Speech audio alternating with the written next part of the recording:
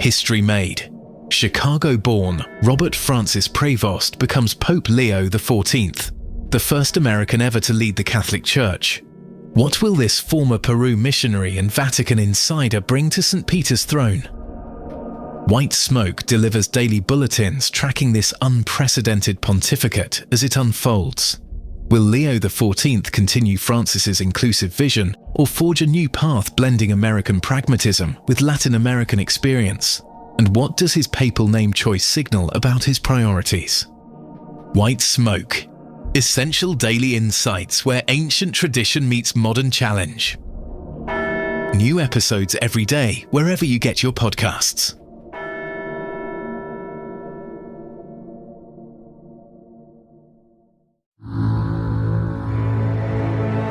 Calaroga Shark Media. From Washington, D.C., where you can Netflix or you can chill, but you can't do both because your wife lives in New York, this is Ballot. That's right, but The West Wing is bingeable if you want to rethink your domestic agenda. Let's hit this. Hi, I'm Patrick Gutfield, and Netflix is planning a huge overhaul of their TV homepage, which is pretty exciting news if you're the kind of person who gets excited about menu layouts. They're calling it a giant leap forward, which is what I call it when I finally decide to throw away takeout containers that have been in my fridge for 2 weeks. Their chief product officer, Eunice Kim, announced they've been constantly improving their homepage for 12 years, mostly behind the scenes. You know, just like how I've been constantly improving my abs for 12 years, also behind the scenes. Nobody can see them, but trust me, the work is happening. The new design will be more clean and modern, with visual elements that highlight popularity and awards. Because what we all need is another reminder that Squid Game won more trophies than whatever you're currently watching. They're also revamping their recommendation engine to be more responsive to your moods. Finally, a technology that can detect when I've given up on finding a new documentary and am ready to watch The Office for the 37th time. Netflix is even adding a vertical video feed that works like TikTok, featuring clips and trailers, because apparently 8 hours of binge watching isn't enough. They want you scrolling through Netflix content while waiting in line at the grocery store too. Elizabeth Stone promises you'll be able to search using phrases like, "I want something scary, but not too scary," and also maybe a little bit funny, but not like, haha, funny. I've had relationships that were less complicated than that search query. What's next? Show me something with a strong female lead who reminds me of my 3rd grade teacher, but only if there's also a dog that doesn't die at the end. This is all part of Netflix's master plan to become your entire entertainment existence. First, they replaced DVDs, then cable TV. Now they're coming for TikTok, video games, and apparently your therapist who helps you articulate your complicated feelings about horror comedies. Disney has announced they're building a brand new theme park in Abu Dhabi. That's right, Mickey Mouse is packing his sunscreen and heading to the Middle East, where the temperature makes Florida look like Alaska. This will be Disney's 7th global resort, which Bob Iger is calling authentically Disney and distinctly Emirati. I'm not entirely sure what that means, but I assume it's going to be a place where you can buy a $40 churro while wearing traditional Middle Eastern attire. Disney Experiences chairman Josh D'Amaro says this will be their most tech-forward park yet. The rendering shows a crystal castle that looks like what would happen if Elsa from Frozen had an architecture degree and access to unlimited diamonds. D'Amaro said, "We'll be able to pull water in and play with it in a completely new and unique way." Because apparently the 27 splash mountains they already have just weren't splashy enough. Why Abu Dhabi? Well, D'Amaro explained that a third of the world's population is within a 4-hour flight.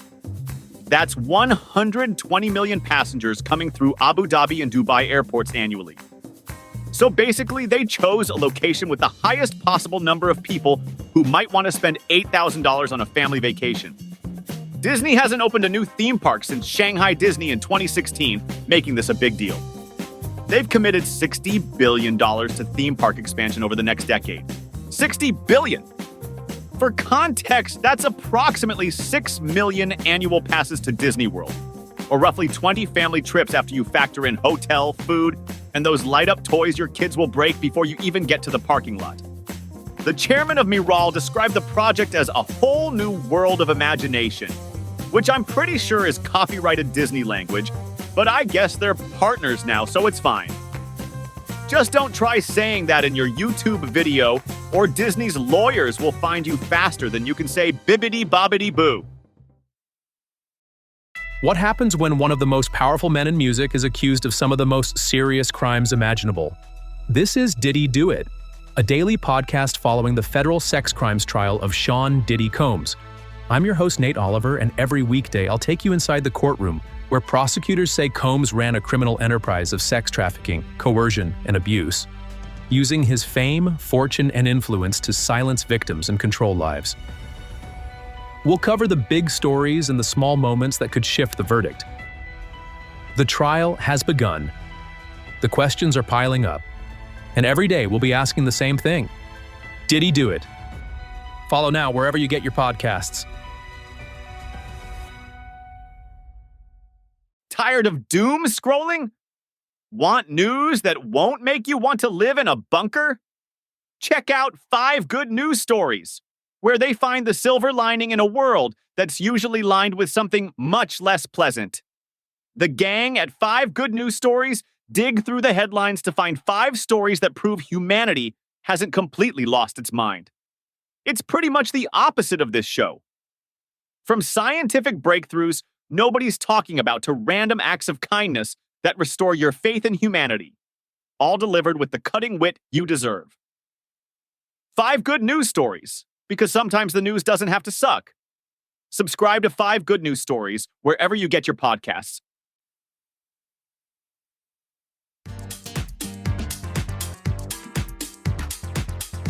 I never got to tell you about Big Balls from Doge, a 19-year-old computer whiz who goes by the professional nickname Big Balls.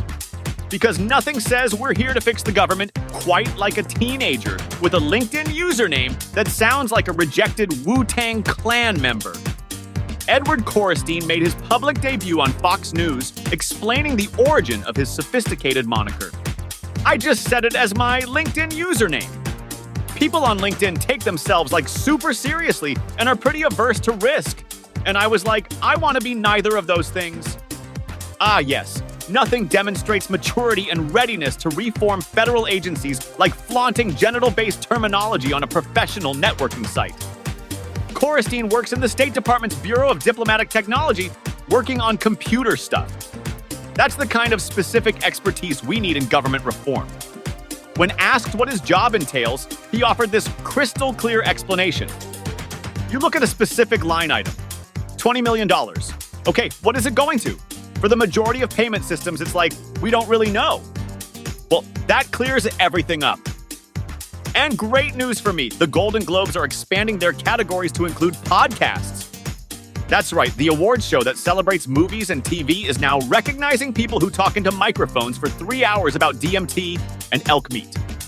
According to the announcement, they'll be selecting from the 25 most listened to podcasts that have made a significant impact.